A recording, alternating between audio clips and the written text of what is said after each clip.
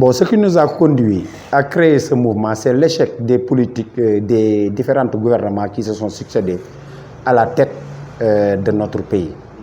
C'est pourquoi, en ces temps-ci, où le Sénégal a besoin de tous ses fils, particulièrement nous les jeunes, nous avons décidé de ne plus laisser le monopole de la pensée, de l'imagination et de la créativité à nos seuls dirigeants. Certes, nous encourageons l'aide qui nous aide à nous passer de l'aide. Mais en général, comme je l'ai toujours dit, la politique d'assistance et d'aide aux jeunes n'a abouti qu'à nous asservir, qu'à nous désorienter, qu'à nous désorganiser dans notre propre espace socio-économique. C'est pourquoi nous avons décidé de créer de nouvelles formes d'organisation mieux adaptées à notre situation et de nouvelles techniques de création d'emplois pour oser inventer l'avenir. C'est la raison pour laquelle nous avons mis sur pied ce mouvement pour pouvoir lutter contre le chômage et la pauvreté, mais en général pour lutter contre le sous-emploi des jeunes, de nos frères compatriotes sénégalais qui sont là et qui n'ont aucune activité pour survivre, subvenir à leurs besoins.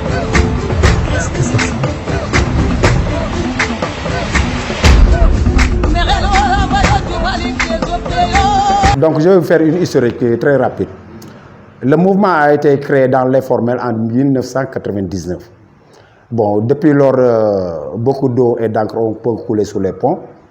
Bon, alors, comme nous n'avions pas eu l'appui de l'État du Sénégal, des gouvernements qui se sont succédés, nous avons eu notre récépissé en 2009.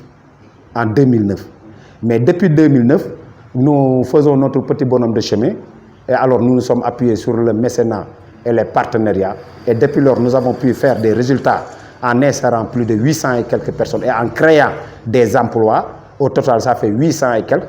Bon, plus 49 personnes que nous avons accompagnées dans le cadre de l'immigration, mais dans la voie légale. Des personnes qui étaient prêtes à prendre les pirogues, mais avec nos conseils, notre sensibilisation et notre détermination et notre engagement et notre accompagnement aussi, ils ont réussi à quitter le pays, mais dans la voie légale.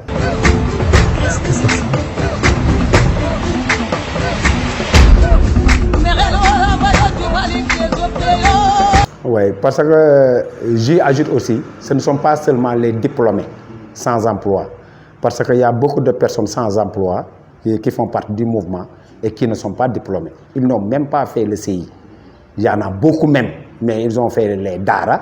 Il y en a d'autres qui ont fait les écoles primaires et ils sont nombreux. Mais il y en a aussi d'autres qui sont actuellement en Europe et qui veulent retourner. Il y a un rush envers le mouvement. Nous savons que nous portons beaucoup d'espoir pour les sans-emploi. Vraiment, parce que les gens nous appellent de partout, de Vélingara en Casamance, on nous appelle de Kouar, à Tamba, Koulor, Damamba, Naodé, on nous appelle de Fatick, de partout, même de l'extérieur, des gens qui me disent c'est emploi. Alors je dis oui, ils me disent non, nous allons rentrer au pays, on va construire ce pays. Alors moi, ce que je leur dis, moi, je dis instant yi moom guerrier yi la ñu soxla.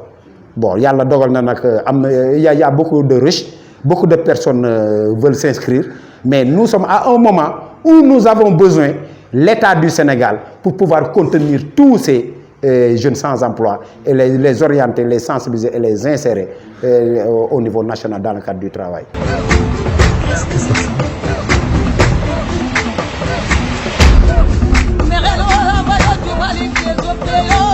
Je vais vous en dire plus parce que comme le mouvement des sans-emploi est un grenier à ressources humaines et notre principale préoccupation c'est d'occuper les jeunes, nous avons décidé de lancer les unités de lutte contre l'immigration clandestine, ULSIM, dénommée ULSIM.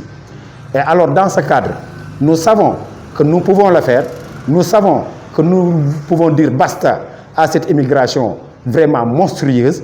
C'est pourquoi, étant de grenier à ressources humaines, nous lançons un message à l'État pour qu'il nous accompagne. Parce que nous n'avons besoin que d'accompagnement. Nous sommes bien organisés, nous sommes déterminés, nous sommes engagés à ne plus laisser nos frères aller mourir comme ça. Nous allons les utiliser ici pour pouvoir reconstruire notre pays. Parce que nous savons très bien, avec la situation que nous savons, le pays est en reconstruction.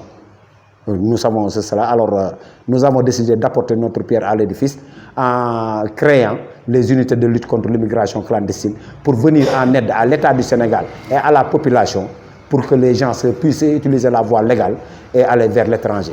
Bon, chaque Sénégalais doit voyager. Nous savons très bien que chaque Sénégalais doit voyager. Mais nous allons nous atteler à ne plus laisser les gens prendre les pirogues. Nous allons les accompagner, nous allons les sensibiliser pour que quand ils veulent voyager, qu'ils prennent la voie légale. Alors pour ça, nous avons décidé de lancer les unités de lutte contre l'immigration clandestine. Mais sans l'appui de l'État, nous ne pouvons rien faire. Parce que nous disposons que de greniers de ressources humaines, de notre engagement et de notre détermination.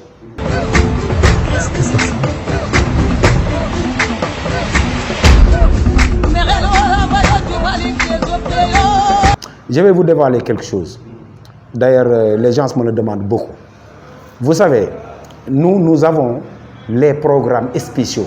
C'est ce que nous sommes venus proposer aux Sénégalais, particulièrement à l'État du Sénégal. Les programmes spéciaux, c'est dans le domaine de l'agriculture, dans le domaine de la santé, dans le domaine de l'hygiène publique, dans le domaine de l'assainissement, dans le domaine de la sécurité et dans beaucoup de domaines.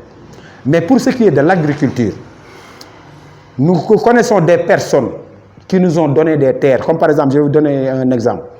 Nous disposons de 11 hectares mis à la disposition du mouvement des sans-emploi du Sénégal pour lancer les FASEM à Louga. Nous disposons aussi de 30 hectares que quelqu'un a mis à notre disposition pour qu'on puisse lancer les FASEM. Les FASEM, c'est les fermes agricoles des sans-emploi. C'est une ferme avec les techniques modernes d'agriculture, les systèmes goutte à goutte, le système israélien. Mais il y aura aussi des dortoirs qui peuvent contenir des personnes. Il y aura des infirmeries, d'où chaque 15 jours ou chaque 1 mois, il y aura un médecin qui viendra pour la visite de ceux qui travaillent là-bas.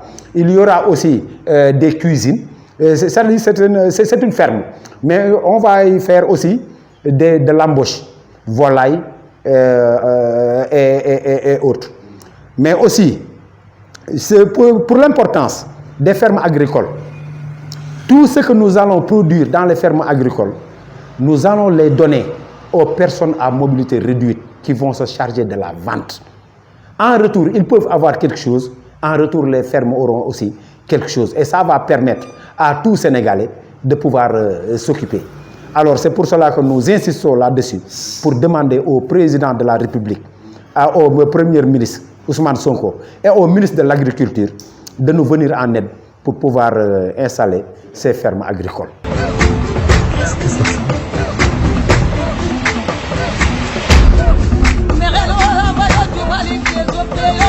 Moi, je pense que nous ne sommes plus à l'ère de penser à quelque chose. Il faut appliquer.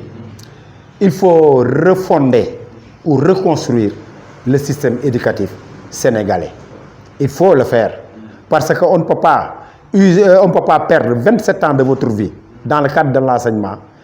Un jour, tu te retrouves avec des diplômes et tu ne peux même pas payer un casse de thé par rapport à ces diplômes-là. C'est pourquoi, dans l'avenir, le mouvement des sans-emploi du Sénégal, nous pensons mettre en place un centre africain de formation des sans-emploi dénommé CAFSEM. Mais pour le moment, l'enseignement là, ça crée toujours de futurs sans-emploi, de futurs chômeurs. Donc vraiment, je lance un message à l'État. On sait qu'on ne peut pas faire ça d'art.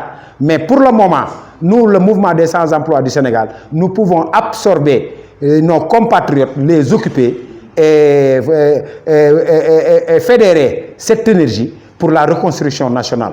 Alors, il faut repenser le système de l'éducation et ça, je pense que les autorités vont penser à ça.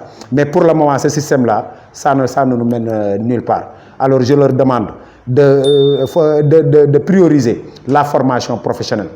La formation professionnelle, peut-être avec une formation professionnelle, on peut avoir plus de chances de trouver un emploi. Mais avec l'enseignement général, là, c'est toujours des futurs sans emploi ou futurs chômeurs.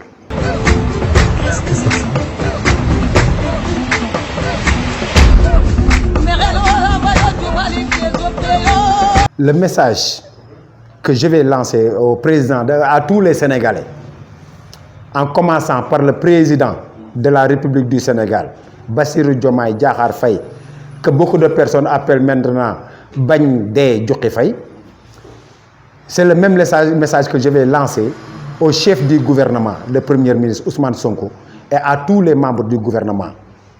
Ce message, c'est que nous sommes venus apporter notre contribution dans le cadre de la reconstruction nationale, mais dans les domaines de l'emploi, de l'immigration clandestine. C'est pourquoi que nous avons décidé de lancer ce message au président de la République. Pas pour qu'il nous vienne en aide, mais uniquement pour qu'on nous accompagne. Pour qu'on nous accompagne, parce que nous avons les organisations, mais nous avons aussi la détermination, l'engagement, plus les ressources humaines nécessaires pour pouvoir mener à bien notre mission.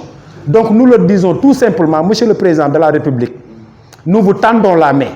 Nous sommes vos compatriotes. Nous sommes venus vous accompagner dans le cadre du projet Djubal Djubanti, mais dans les domaines de la lutte contre le chômage et la pauvreté. Nous lançons ce même message à Monsieur le Premier ministre Ousmane Sonko pour qu'il nous vienne en aide.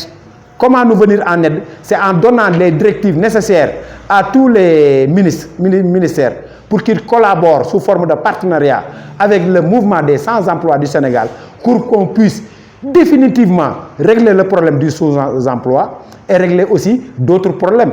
Parce que les méthodes et l'organisation que nous avons amenées va aider les services du ministère de l'Intérieur, la santé, la justice même, l'agriculture, mais aussi le ministère de l'Agriculture surtout. Alors, donc nous ne pouvons que leur dire que nous sommes à leur disposition pour les aider. Mais en attendant, nous n'allons pas rester sur place. Nous allons continuer nos programmes, nous allons continuer ce que nous avons toujours fait, mais s'ils nous accompagnent, les Sénégalais verront que ça devait être exploité depuis longtemps. C'est pour cela que je leur lance ce message, uniquement pour qu'ils nous viennent en aide. Mais aussi, c'est l'occasion de dire à tous ceux qui travaillent dans l'administration, de leur dire que les courriers de l'administration, il faut qu'ils s'en occupent. Parce que nous tous, nous savons qu'ils sont dans les services publics. Les services publics, c'est pour aider le public, mais pas pour créer des problèmes au public. Il faut avoir de la diligence par rapport aux courriers, parce que nous savons aussi que l'administration, ce sont les écritures. Donc, je leur lance ce message aussi pour qu'ils puissent, pour qu'ensemble, qu'on puisse travailler et ensemble qu'on puisse réussir. D'où notre slogan, travaillons ensemble, réussissons ensemble.